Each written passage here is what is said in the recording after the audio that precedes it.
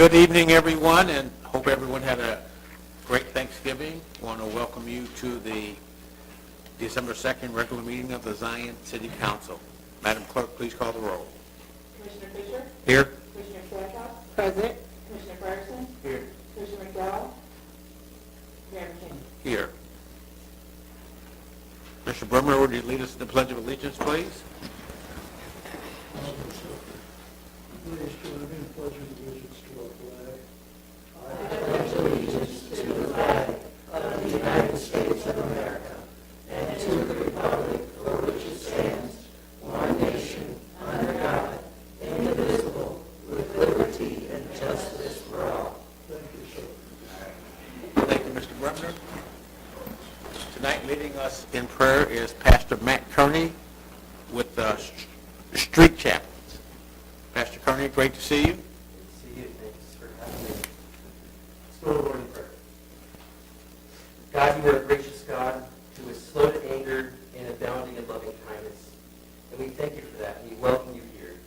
And we thank you for those who are doing good in our community, our first responders, our city employees, our school staff, our businesses, our churches and other nonprofits, and the people of Zion who call it home and want to see the city prosper.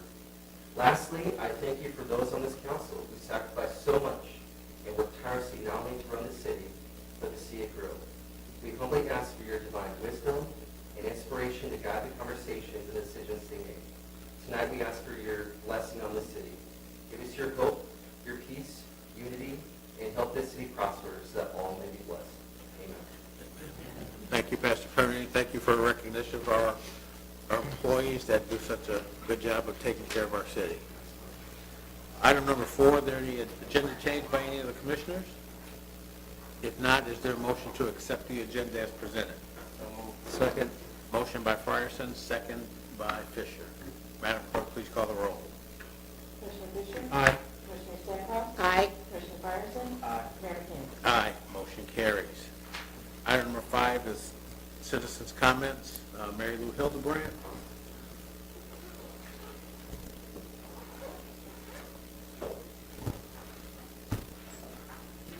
Good evening, Mr. Mayor and Commissioners.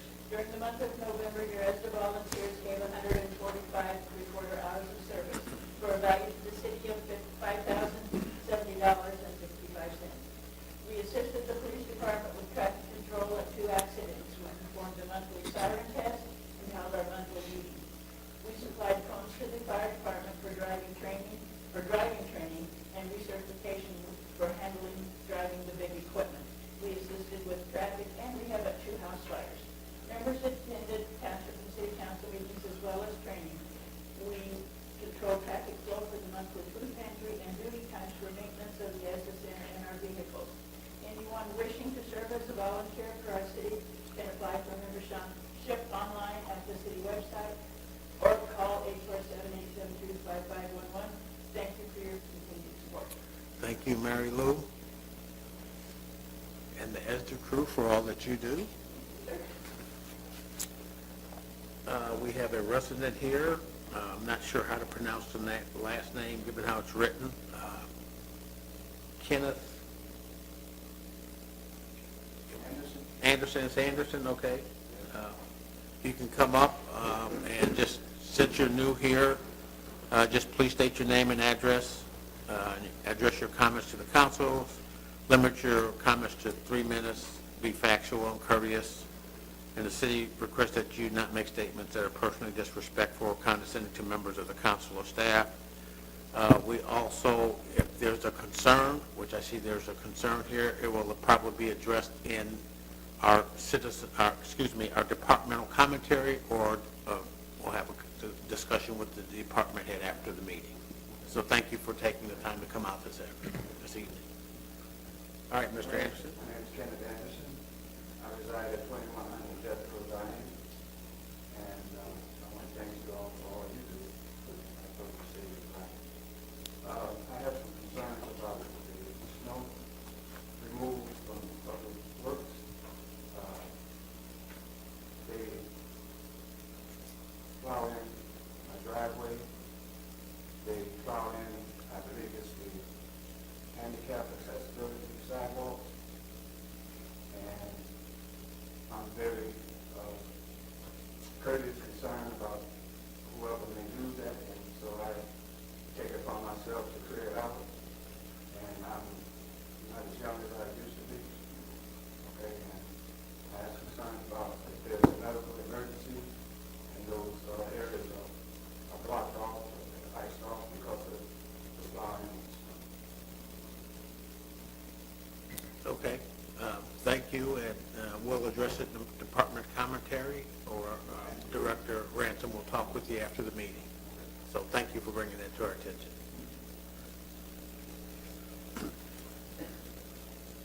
Item number 6 is a consent agenda.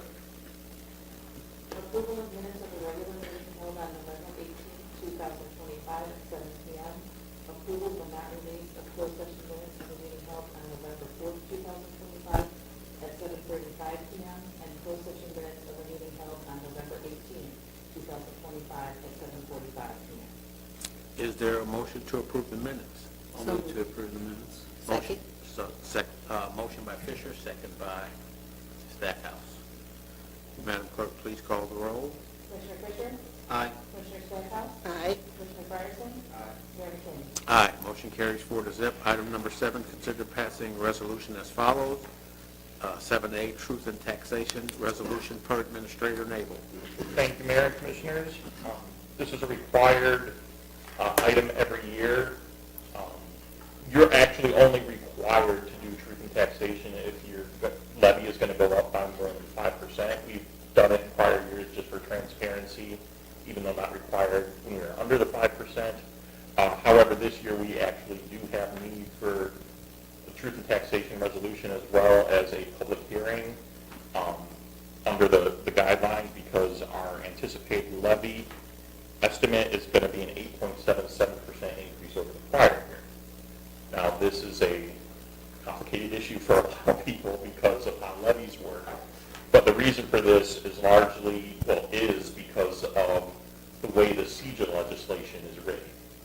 So we lowered our levy by about $1 million from where it would have been last year as a result of funds that we received. But the legislation, the way it's written, says for us to be eligible to receive funds under the 75% abatement rule, or that they wrote in there, it has to be an abatement. Reduction of levy does not qualify for the reimbursement under CEJA. So in this third year that we're about to get the notice of funding opportunity for, which is the first year that the reimbursement is based on abatement, we actually have to reset our levy back up and then abate it back down to then have that for submittal to DCEO, Department of Commerce and Economic Opportunity, for reimbursement. So just some big picture numbers here. Last year our extension was $8.3 million, which was, like I said, about $1 million down from what the levy would have been.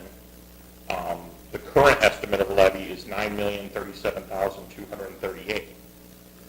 However, after the $1,538,876 abatement, which I included the letter from DCEO in your packets saying that's the amount that has to be abated, we expect the extension will be about $7.5 million.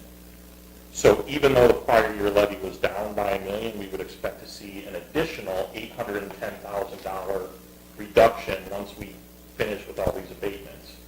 So we're increasing it to the $9 million to then take $1.5 million off of that to qualify under CEJA. And that triggers the 8.7% increase that we need for the truth in taxation hearing. We'll have a public hearing on the levy at the next council meeting as required, and then we'll have a special meeting subsequent to that for the actual adoption of the levy, because there's timing requirements of 7 to 14 days notice and postings and things like that. So we want to make sure we comply with all of the state statute requirements for public hearings and adoptions of levy. So this is the first step in that process. And it's, like I said, largely due to the CEJA legislation, but we expect the levy to actually be less and go down for the second year in a row. And this is part of the PTAL, which we were informed about with our discussions It's a with challenge GC. that all the taxing bodies are Yeah. trying to figure out. We're it's December 2nd. We unfortunately still don't have any notice of funding opportunity. Basically, the rules and requirements on how this third round of funding is going to work. But we have to file by the last Tuesday in December, the county, our levies. So we're kind of in back into a corner timing-wise. But they did provide us, as I said, the letter saying, here's what you need to do, here's what we're going to guarantee, well, I hate to say guarantee in funding, but they're trying to give us some guidance while they work on a notice of funding opportunity. But yes, it's because of how the PTEL statute works and how it calculates your tax base and then how the CJA legislation is written, we're kind of stuck with cobbling this together in this way. All right, thank you. Is there a motion to pass this resolution? So moved. Motion by Fisher, Second. second by Stackhouse. Any questions from our commissioners? All right, Madam Clerk, please call the roll. Commissioner Fisher? Aye. Commissioner Stackhouse? Aye. Commissioner Fryerson? Aye. Commissioner King? Aye, motion carries 4-0 for the passing of the resolution for the truth in taxing resolution. All right, item number 8 is departmental commentary. Director Ianson is sick. He has not been in. It seems like a bug is going around. Several people have had incidents with being ill. And so we wish Director Ianson a speedy recovery. Director Ransom. Okay, last week, the last week of October 2025, the server that stores all of the City of Zion's water meter readings had a catastrophic failure. The result of this is all meter readings between October 22 and November 19th of 2025 were lost. The server only stored readings. All meters that are in the distribution system are working properly, but once they sent the daily readings to the server, they were not stored. The system has been moved to a new server on 11/19 of 2025. On or about that date, readings were being stored again and the billing tabulation process began.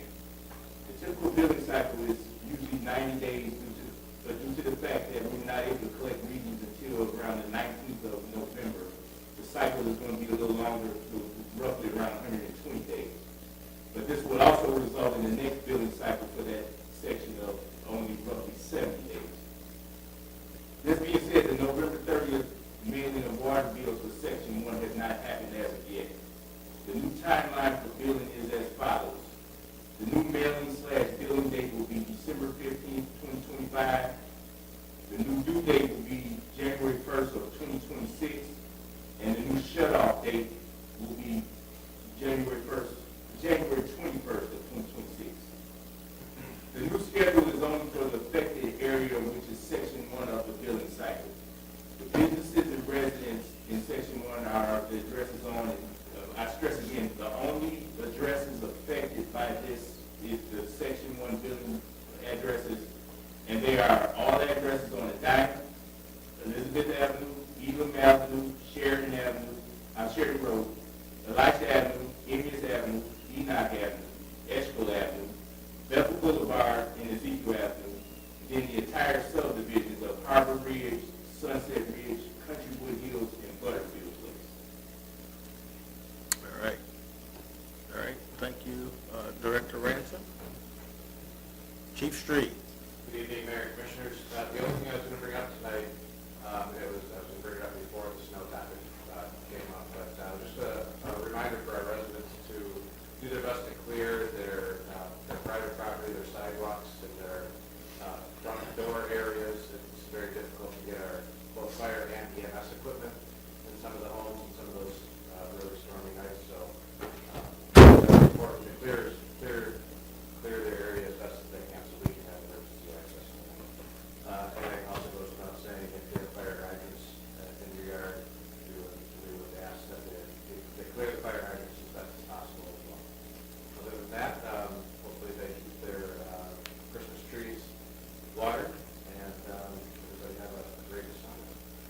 Yeah, the fire hydrants, I'm glad you brought that up, because I think each year since I've been back, one of the things that I've tried to do, or we've talked about as a city council, is have people pretty much adopt a hydrant in their area that they clear out once there's been snow removal, because if there is a fire in your block, and by the time the fire hydrant would be cleared, and the hoses were connected, chances are your house would be in total disrepair. So I know it's a little bit of extra work, as Mr. Anderson said, age being a factor.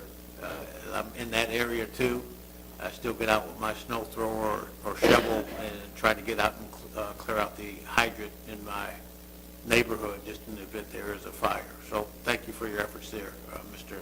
Anderson. All right, thanks, Chief Shree. Chief Barton. Good evening, Mayor and Council. Just wanted to remind everyone, we are approaching very quickly the Shop and Cop program this weekend, and we are still asking for donations wherever possible. Those can be made through the Coalition for Health Communities. On our Facebook page, there is a QR code and link that you can make those donations through the 501c3 organization. So we appreciate getting all of those.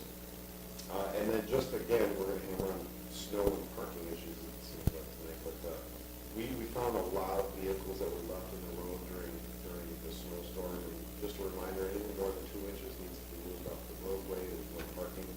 On our city's website, there's a link for, it's called Frontline, where you would get parking permissions normally permitted through. In that event of a snowstorm, there's going to be a blackout, meaning you're not going to be able to log in or put your vehicle information in there. It's a snow emergency. That means it's not permitted, and we ask that you not park on the road. When you do park on the road, we're going to be issuing citations because our plow trucks can't get through very easily, and ultimately it's leaving a lot more work for those drivers, and it's dangerous for them. They have a lot of hours in those trucks and trying to get those roads clean as quickly as possible makes it a big pain if there's a number of cars left in the roadway to have to go around. We will adjust and take a look at our ordinances forthcoming, specifically dealing with cars left in the road, but for tonight, just remind them to look it up, get the cars off the road when there's a snowstorm. I know we post all of this on our website, city Facebook page as well, but for those who aren't on social media, I know usually if we have notices pertaining to the city, we usually send something out in the mail with the water bills. Are we doing that with snow removal and emergencies as well, or something that we could consider? Because I know the water bills go out at different times. We can always consider it. I know there's a lot of electronic distribution of water bills now, so we'll have to come up with a solution. But yes, I agree.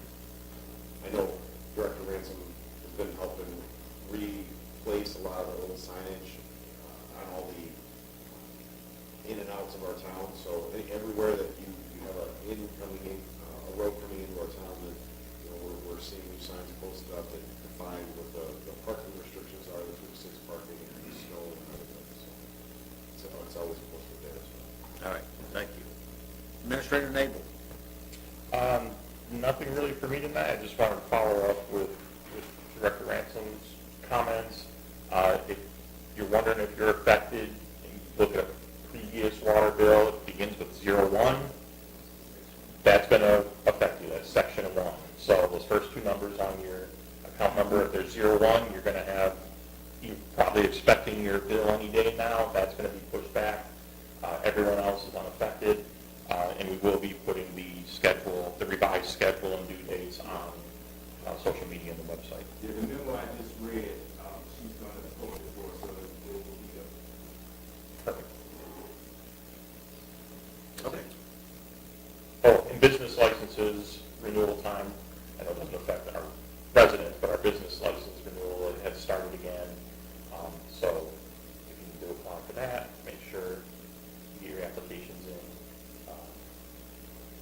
so that we don't have to come about it. Yeah, I know we send out plenty of notices in advance for the businesses here, Yes. for business license renewal. So, all right, thank you for the update, Administrator Nabel.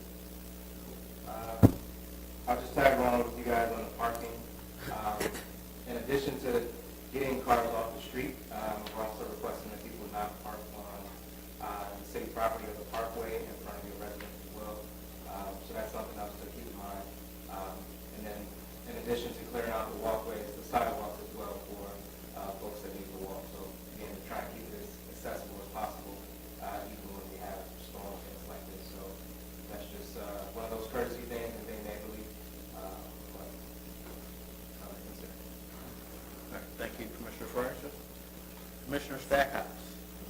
I don't have much. I just want to say thank you to all of our city workers for the work that you do to help keep our city safe. And everyone stay warm. It's going to get cold the next couple of days. All right, thank you, Commissioner Stackhouse. Commissioner Fisher. Nothing. Just hope everybody had a good Thanksgiving. I want to thank everybody who came out tonight. Due diligence on, coming to a city council meeting in the middle of winter. It's much appreciated. We hope we'll see you again on the 16th. All right. My comments will be relatively brief, but someone talked about snow removal on sidewalks in front of your home.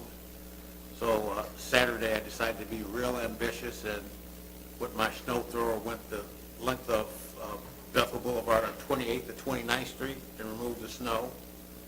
And after an hour of removing snow from my driveway and the sidewalk and went inside, it was like I hadn't been there because there was so much snowfall. But on the converse, the next day, I saw that my neighbors who I'd helped clear the sidewalks and their driveways, they were out clearing the sidewalks in the area too.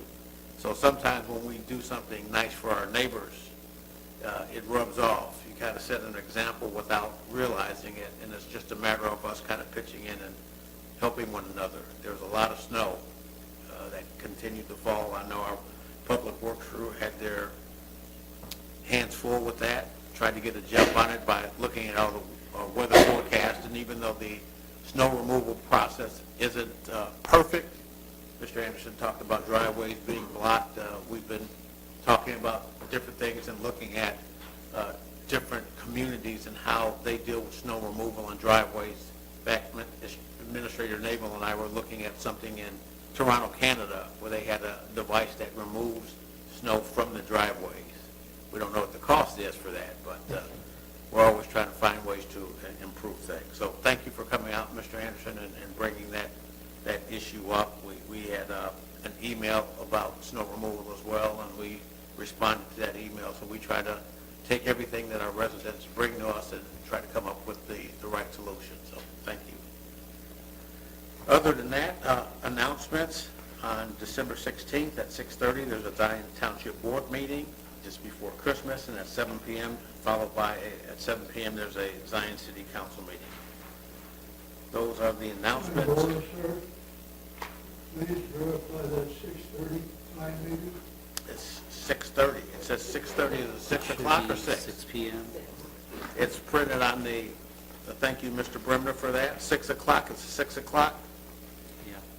Zion Township Board meeting on December 16th, not 6:30. Thank you, Mr. Bremner, for catching that. I was just trying to see if you were following us this evening. And followed by that, at 7 o'clock, there is a Zion City Council meeting. All right, item number 10, closed session pursuant to 5 ILS CS 120-2, open meetings for the discussion of threatened and or probable or imminent litigation, collective bargaining, purchase or sale of real estate, legal counsel, and personnel. Is there a motion to go into closed session? Motion by Frierson, second by Stackhouse. Madam Clerk, please call the roll. Commissioner Fisher? Aye. Commissioner Stackhouse? Aye. Commissioner Fryerson? Mayor King? Aye, motion carries. Thank everybody for coming out tonight. Be safe and as you drive home, and stay warm.